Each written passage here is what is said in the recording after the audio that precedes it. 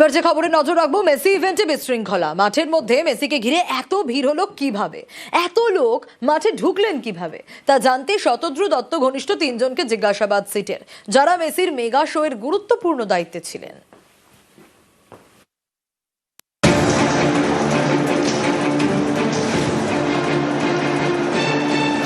13ই December যুব ভারতীতে Messi শোয়ে চূড়ান্ত বিশৃঙ্খলা তাণ্ডব।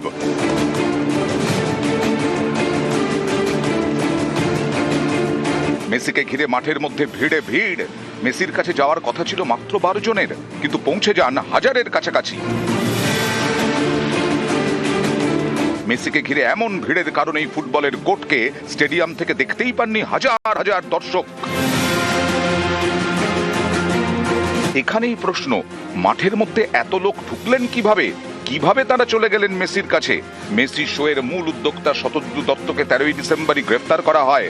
এবার সিটের নজরে তার ঘনিষ্ঠরা, যারা এই মেগা ইভেন্টের নানা গুরুত্বপূর্ণ দায়িত্বে ছিলেন।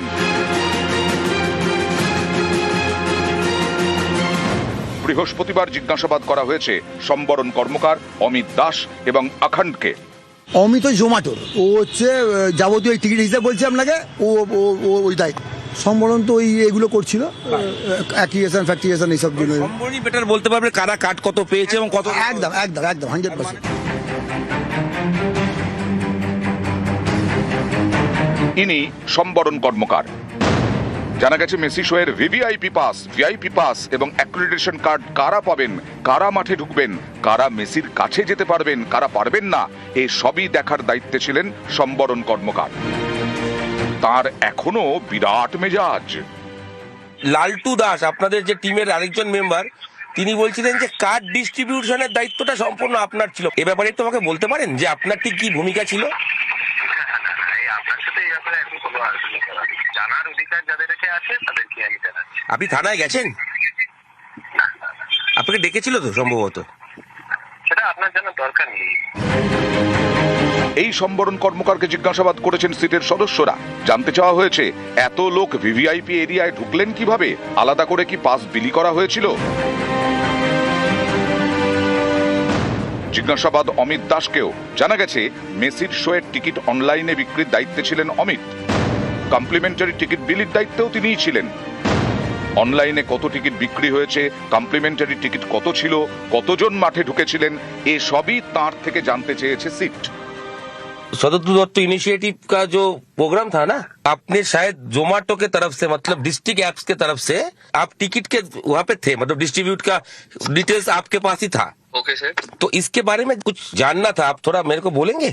ये बेसिकली सर से हम बात करके आपको इन्फॉर्म करेंगे इस पे। नहीं, हमारी मीटिंग है, उसके बाद ही हम कर पाएंगे। ठीक है, सुनिए ना। से आप संपर्क करना चाहते हैं वह अभी स्विच ऑफ है। আখণ্ড যুব ভারতীর মেগা মেসি ইভেন্টের ঠিকাদার, মঞ্চ বাঁধার দায়িত্বে ছিলেন। পুলিশের দাবি, স্টেডিয়ামে জল বিক্রির টেন্ডারের পেছনেও এই আখণ্ডের ভূমিকা রয়েছে। তাকেও জিজ্ঞাসাবাদ করে সিট বৃহস্পতিবার। এদিনই মাঠে গিয়ে নমুনা সংগ্রহ করে ফরেনসিক টিম। নিউজ 18 বাংলা। শনিবার মেসির মেগা ইভেন্টে ভাঙচুরের ঘটনায় ধরপাকড় চলছে। এবার নজরে লুটপাট। ইতিমধ্যেই 15 জনকে চিহ্নিত করেছে বিধাননগর গোয়েন্দা শাখা। তাদের গ্রেপ্তার করে সরকারি সম্পত্তি লুট এবং চুরির মামলাও রুজু হবে।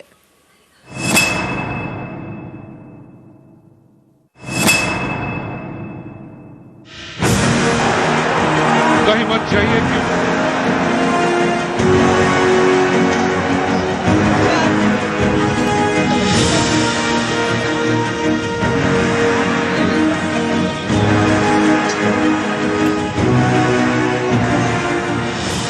তেরোই ডিসেম্বর কলকাতায় ছিল মেসি শো।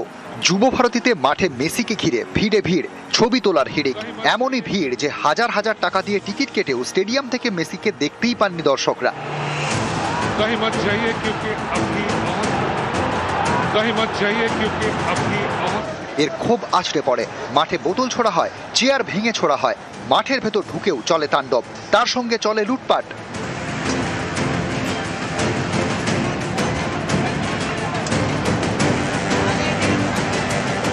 যুব ভারতী ক্রীড়াঙ্গন থেকে লুট হয়েছে সরকারি সম্পত্তি। চুরি যাওয়া জিনিসের তালিকায় গ্যালারির বাকেট চেয়ার, স্টেডিয়ামে লাগানো লাইট, একাধিক কার্পেট, ফুলের টব এবং গোল পোস্টের নেট।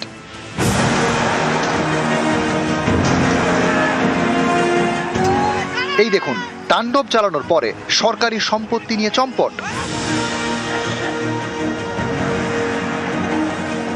কেউ নিয়ে গেছেন কার্পেট, কেউ ফুলের টব। স্টেডিয়ামের গ্যালারির চেয়ার ভেঙে ছোড়া হয় মাঠে পুলিশকে লক্ষ্য করে।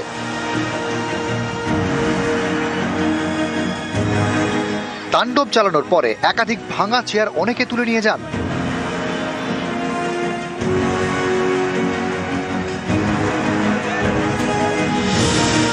গোল পোস্টের নেট ছেঁড়া হয়েছে।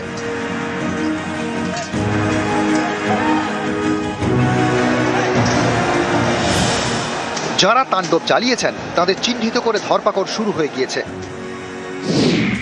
এবার বিধাননগর গোয়েন্দা শাখার পুলিশের নজর সরকারি সম্পত্তি লুটে। ভিডিও ফুটেজ দেখে ইতিমধ্যে 15 জনকে চিহ্নিত করেছে পুলিশ। তাদের মধ্যে বেশিরভাগ কলকাতার বাসিন্দা। পুলিশের দাবি, গ্রেপ্তারির পরে তাদের বিরুদ্ধে সরকারি সম্পত্তি লুট এবং চুরির অভিযোগে মামলা হবে। নিউজ 18 বাংলা।